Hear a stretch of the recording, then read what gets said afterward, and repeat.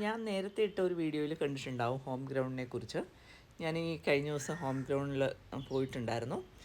നിറയെ പഴങ്ങൾ, അതായത് റംബുട്ടാൻ പഴങ്ങൾ വിളവെടുക്കുന്ന ഒരു സമയമാണിപ്പം.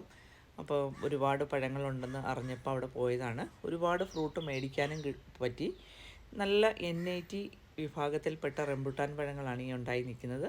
അത് വരി വരിയായിട്ട് ഇങ്ങനെ നെറ്റിട്ട് നിർത്തിയിട്ടുണ്ട്. നിറയെ പഴങ്ങളുമായിട്ട് നല്ല വലിപ്പമുള്ള നല്ല മധുരമുള്ള പഴങ്ങളാണ് NIT മാത്രമല്ല, ഒരുപാട് വിഭാഗത്തിലുള്ള റംബുട്ടാൻ ഇപ്പോൾ അവിടെ കായ്ച്ചു നിൽപ്പുണ്ട്, പഴമായിട്ടുണ്ട്.